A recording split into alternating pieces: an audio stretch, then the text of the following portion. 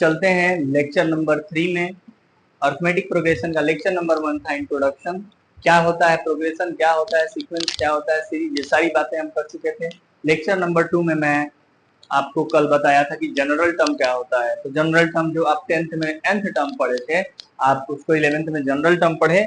तो general term क्या होता है किसी एपी का जनरल टर्म होता है एन, माने nth term is equal to, general term बोलेंगे या nth टर्म, तो nth term is equal to a plus n minus 1 into D, where a is first term, d is common difference. a क्या है, first term है, और d क्या है, d है कॉमन डिफरेंस। ठीक है, तो चलते हैं इस पे क्वेश्चंस आएंगे, कैसे कैसे क्वेश्चंस आएंगे, सारे क्वेश्चंस करेंगे। तो क्वेश्चन अपना डाउट बोलिए। कल तो मैं बस क्वेश्चन नहीं कराया था, कल बस कॉन्सेप्ट बताया था। क्वेश्चन बोलिए। क्वेश्चन है which term of sequence, which term of sequence 20 19 half 19 1/4 18 half 17 is the first negative term.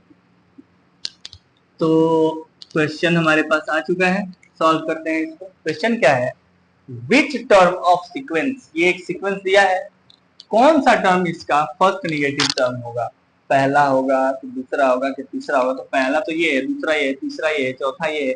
ये कुछ घट रहा है ना, पहले 20 था, 19 सही 1/2 आया, 18 सही 1/2 आया, तो ऐसे घट रहा है। जब घट रहा है तो घटते घटते घटते घटते जीरो पर भी पहुंचेगा, जीरो से छोटा पर भी पहुंचेगा। तो कौन सा ऐसा टर्म होगा जो पहला निगेटिव टर्म होगा, 10वां होगा, 12वां होगा, 15वां होगा, कौन सा ऐसा टर्म होगा जो क्या हो, फर्स्ट निगेटिव टर्म। तो उसके लिए सबसे पहले हम इस सीक्वेंस में ए पता है हमें कि 20 है, ठीक है, फर्स्ट टर्म पता है, कॉमन डिफरेंस कैसे निकालेंगे, सेकेंड टर्म में से फर्स्ट टर्म घटाएंगे। तो सेकेंड टर्म है 19 होल नंबर 1/4 में से 20 को मतलब माइनस करेंगे। 19 होल नंबर 1/4 को लिखेंगे 19 4 जा 76 77/4 माइनस 20 मीन्स, अब यहाँ एलसीएम लेंगे तो हमें मिलेगा 4 एलसीएम 77 माइनस 80, मतलब हमारे पास आएगा -3/4 कॉमन डिफरेंस है। फर्स्ट टर्म आया और कॉमन डिफरेंस हमारे पास क्या आया, -3/4। हमें फर्स्ट निगेटिव टर्म चाहिए।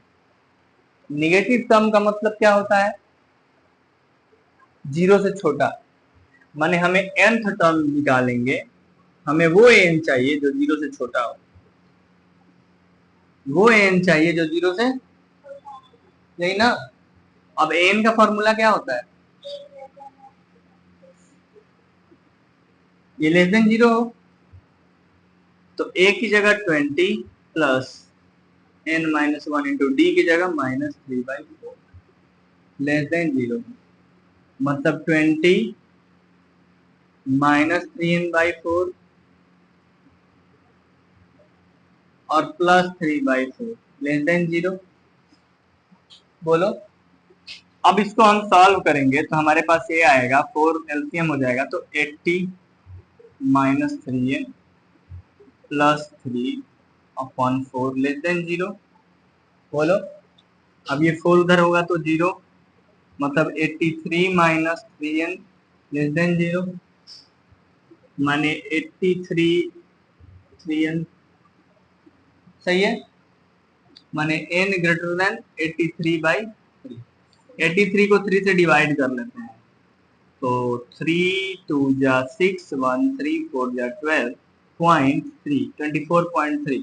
n किससे बड़ा होगा, 24.3 से, माने 24 के बाद n होगा, n क्या होगा, 24 से बड़ा होगा, माने 25th term, 26th term, 27th term, 28th term, ये जितने सारे टर्म है ये सब क्या आएंगे, निगेटिव आएंगे। तो फर्स्ट निगेटिव कौन सा होगा, बोलो 25 होगा ना, क्योंकि 24.3 से बड़ा होना चाहिए एन तो पॉइंट में आता नहीं है, नंबर ऑफ टर्म या तो 25वां होगा या तो 26वां होगा या तो 27वां होगा या तो 28वां होगा, ऐसे होगा। तो कौन सा टर्म पूछे कि कौन सा टर्म होगा फर्स्ट, तो होगा तो 25वां टर्म, 26वां टर्म, 27वां टर्म, ये सारे टर्म क्या होंगे, निगेटिव ही होंगे, लेकिन फर्स्ट निगेटिव कौन सा होगा 25। तो आंसर हमारे पास क्या आता है, 25th term is first negative term. क्या आपको ये समझ में आया, ये क्वेश्चन देख लो, ये क्वेश्चन कह रहा था, फिर से देख लो कि which term of sequence is first negative term, पहला निगेटिव टर्म हो, तो एपी में था, तो मान लीजिए एनवा टर्म फर्स्ट निगेटिव टर्म होगा, एन लेस देन जीरो कर दिए, क्योंकि फर्स्ट निगेटिव टर्म चाहिए, तो निगेटिव टर्म जीरो से छोटा ही ना होता है, एन का फॉर्मूला लगा दिए plus N minus one into D, ऐसे कर दिए, इसको सॉल्व किए तो एन ग्रेटर देन 24.3 आ रहा था, मान एन जो है 24.3 से बड़ा होगा, तो 24.3 से बड़ा होगा मैंने क्या होगा, इसको सॉल्व करने के बाद आया है, तो एन 24.3 से बड़ा मैंने क्या 25th term, 26th term, 27th term, लेकिन फर्स्ट निगेटिव पूछ रहा है तो 25th टर्म, समझ में, नोट करिए। तो ये क्वेश्चन देखते हैं, ये एक अलग तरीके का क्वेश्चन है, थोड़ा सा डिफरेंस है इसमें, इसमें क्या डिफरेंस है समझो। इसमें क्वेश्चन लिखा है 8 minus 6 iota 7 minus 4 iota 6 minus 2 iota, ये एक दिया है पैटर्न में, कुछ लिख के दिया है, हमको इसको, भाई ये रियल सीक्वेंस नहीं है, रियल सीक्वेंस नहीं है ना, इसमें रियल नंबर नहीं है, इमेजिनरी नंबर आ गया, तो इसको हम रियल सीक्वेंस तो बोलेंगे नहीं, लेकिन अब आ गया है तो पहले देखेंगे कि इसका फर्स्ट टर्म क्या है और कॉमन डिफरेंस क्या है,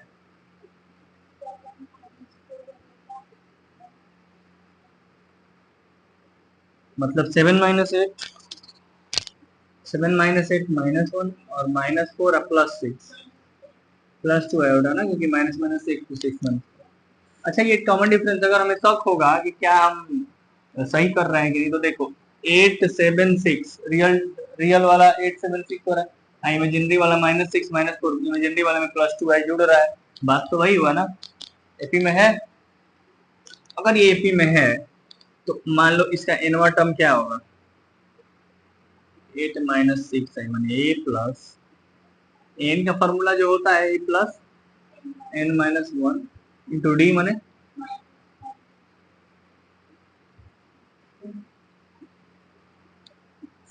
माइनस 1 प्लस 2 है, सही है। अब अगर इसको थोड़ा सा सॉल्व करें हम एन को, तो 8 माइनस 6 आई, खोल दो, एन के साथ मल्टीप्लाई करोगे तो माइनस एन और प्लस 2n आई, और ये माइनस माइनस प्लस 1 माइनस 2 आई, 8 तो आई है 8 प्लस 1 9 माइनस 7 और minus 6 minus 2 minus 8 plus 2n आई, सही है, ऐसे ही लिखेंगे ना, ऐसे ही कुछ होगा nth टर्म का। अब आपको बताया था कि अगर प्योरली रियल होगा तो क्या जीरो होना चाहिए, imaginary part zero, very good. तो अगर प्योरली रियल होगा, if purely real then imaginary part क्या होगा जीरो, तो इमेजिनरी पार्ट क्या है, ये आई बाहर कर लो कॉमन करके, आई और आई बाहर निकल जाएगा, कॉमन था, तो 2n minus 8 is equal to zero, माने n इक्वल टू 4, माने चौथा टर्म होगा, n बराबर 4 है, माने कौन सा टर्म प्योरली रियल होगा, फोर्थ टर्म। और उसी तरह अगर प्योरली इमेजिनरी पूछेगी, प्योरली इमेजिनरी होगा तो प्योरली इमेजिनरी के लिए रियल पार्ट क्या होगा, रियल पार्ट क्या है 9 माइनस 8 इक्वल टू जीरो, माने n इक्वल टू 9, बोलो।